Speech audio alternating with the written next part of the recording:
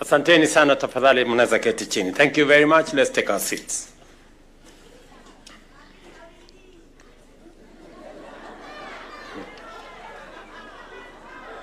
Waheshimiwa viongozi wote na ndugu wananchi wa Kajiado, hamjambo. A firearm in the wrong hands is not just a potent weapon. It is a direct assault on the safety of our citizens, the stability of our society, and the peace we have worked so diligently to build. In the hands of criminals, such a firearm enables lawlessness, escalates violence, and undermines the rule of law. Today's ceremony, which marks the destruction of more than 6,000 illegal firearms recovered between 2022 and 2025, therefore sends a clear and powerful message. We will not allow violence to take root in our communities, and we remain firmly committed to disarming those who threaten our peace and to strengthen the safety and security of every citizen. I am encouraged to note that a majority of the firearms being destroyed today were voluntarily surrendered by the public, who responded positively to our amnesty programs and community disarmament campaigns. A significant number was also recovered through diligent efforts of our security agencies during targeted operations. I commend both our security agencies and responsible citizens and communities, including religious and community leaders, whose civic mindedness and patriotism have made this national milestone possible. Because of their efforts, our families, communities, and the nation is safe. The government's commitment to safeguarding the lives of Kenyans, as enshrined in our Constitution, continues to guide our actions in combating the proliferation of illicit arms. This engagement is further demonstrated by our engagement with regional, continental, and global partners through diplomatic and security frameworks.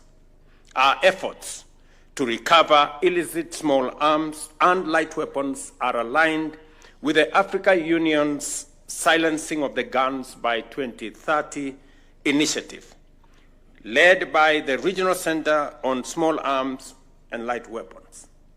While this target remains work in progress, I am proud to affirm that Kenya has made commendable strides towards that vision.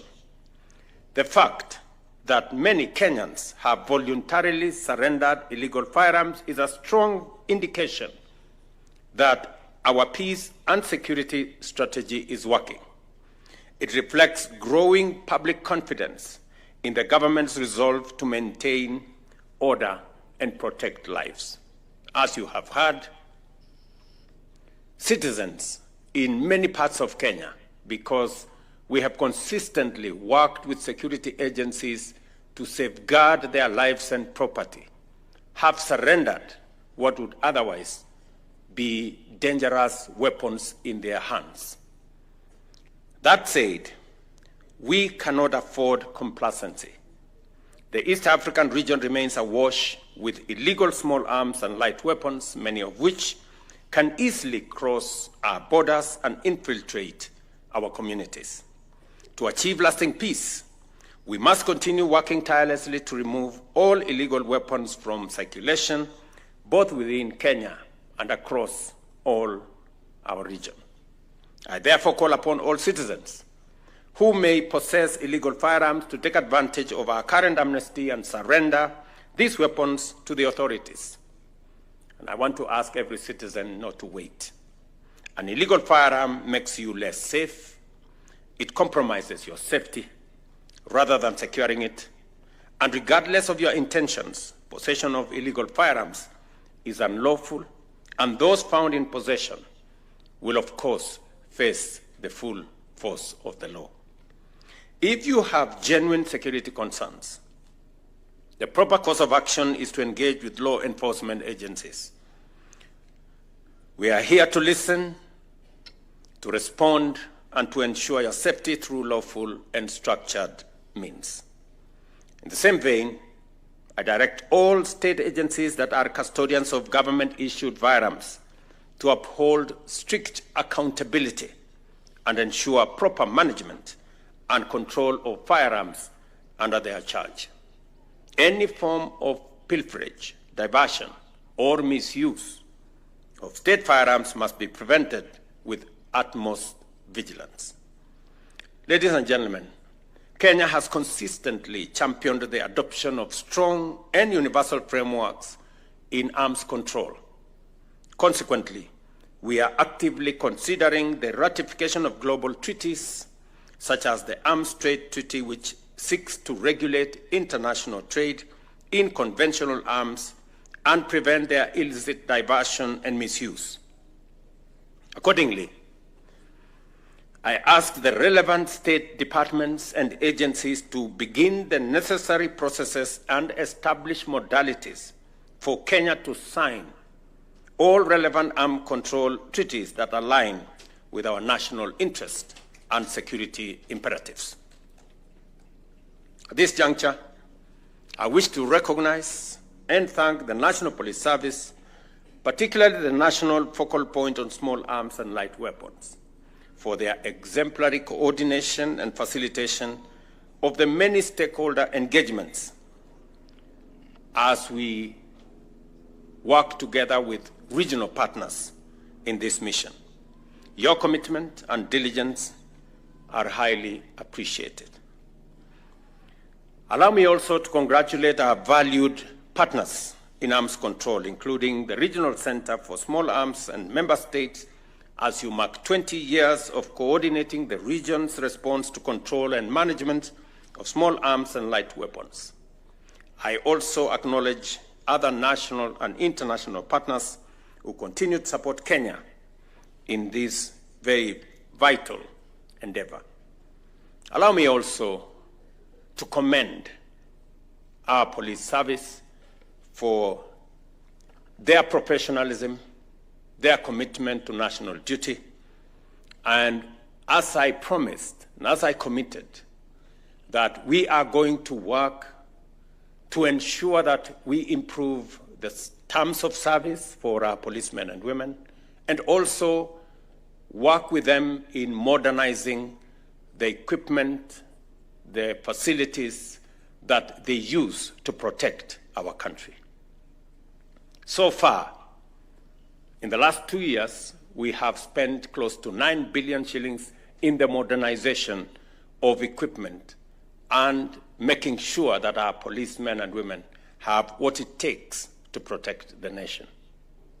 In this year's budget, we have made additional provision to ensure that we equip our policemen and women with the most modern equipment, most modern facilities to make sure that they secure the assets, the property, the lives of the people of Kenya, and also to make sure that we professionalize our police service and to eliminate policemen and women who abuse the authority they have. I am confident that the police academy in this compound is going to serve to ensure that we train, we equip our commanders in courses that will enable them be able to provide leadership to our police men and women. Let me also commit that as we do this, ensuring that every policeman and woman, as they discharge the noble duty of protecting the lives of Kenyans and their property, they are adequately covered by insurance, adequately supported, as I said last week, with proper housing program, a proper insurance program, to ensure that they can protect our country. Because any meaningful development is anchored on peace, security, and stability. And that we must work together to make sure that it becomes part of our architecture. We will, as has been said by the security minister here, equally protect citizens from rogue police officers and make sure that we hold them to account so that we can have a nation that is based on the rule of law, where everybody is serving under the rule of law. Let me also say to the people of Kajiado, asanteni sana kwa kutukaribisha leo Kajiado. Tumeshukuru sana. Na vile gavana wetu alivyosema, tumefika hapa leo, vile gavana wetu alivyosema, niko na mpango ya kutembelea kaunti yetu ya Kajiado, ndio tuweze kupangana na mambo ya maendeleo ya sehemu hii. Mimi nataka niwahakikishie kwamba mambo ya maji, kwa mfano, tumemaliza Northern Collector Tunnel, sasa maji itaongezeka. Mji wetu wa Ngong, mji wa Kiserian, mji wa Rongai. Vile vile tumekubaliana ya kwamba wakati tunapanga mambo ya maendeleo ya taifa letu la Kenya, hii Kajiado haiwezi kubaki nyuma. Vile muliona ya kwamba tuko na mpango ya program ya housing ili kuondoa wananchi wetu katika vitongoji duni. Hapa Ngong tuko na program ya affordable housing. Hapa tunajenga nyumba awamu ya kwanza 1,800 hapa, na mimi nataka niwahakikishie wananchi wa hapa ya kwamba hizo manyumba ni manyumba ya wananchi wa kawaida. Wale mama mboga wako hapa, wale wananchi wa kawaida wako hapa, ndio wataishi katika hayo manyumba. Vile tunajenga masoko Kenya. Kwa sasa tumefikisha masoko karibu 300. Na hapa Kajiado tunawajengea soko mpya 10.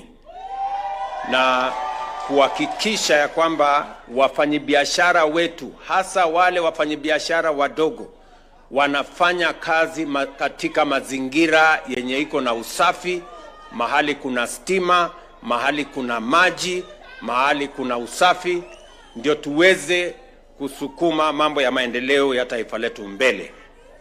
Asubuhi ya leo, sikizeni watu wa Kajiado, asubuhi ya leo nilikuwa naangalia orodha ya wale watu waliojisajili ama kujiandikisha kwa SHA, na watu wa Kajiado wamefikisha watu 410 tayari wamejiandikisha kwa program ya SHA. Na mimi nataka ni encourage watu wa Kajiado. Kwa Kenya mzima, Kajiado ni namba 23. Mumeandikisha wananchi 35%. Mimi nawasihi watu wa Kajiado muongeze kasi, mutie bidii, kwa sababu tunataka tuhakikishe ya kwamba kila mwananchi kule mashinani anaweza kupata matibabu bila ya kuuza ng'ombe yake ama mali yake ama ploti yake.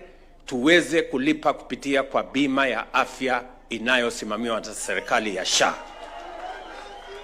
And therefore, nataka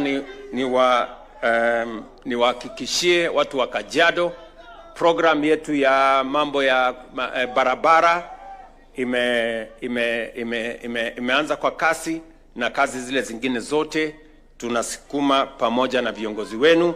Asanteni sana kwa ushirika wenu na umoja wenu na kufanya kazi kwa pamoja. In closing, let us reflect on what this occasion represents: a resolute stand against violence, a renewed pledge to safeguard our communities, and a reaffirmation of our collective responsibility to build a safer Kenya and a safer region. The destruction of these firearms is not merely a symbolic act. It is a tangible declaration that we reject the tools of harm and embrace the values of peace, order, and justice. Shortly, we shall light the destruction flame, a powerful gesture that will mark our continued march towards a secure and gun-free society. Let this moment inspire us all to remain vigilant, united, and unwavering in the pursuit of lasting peace. To our friends from the region,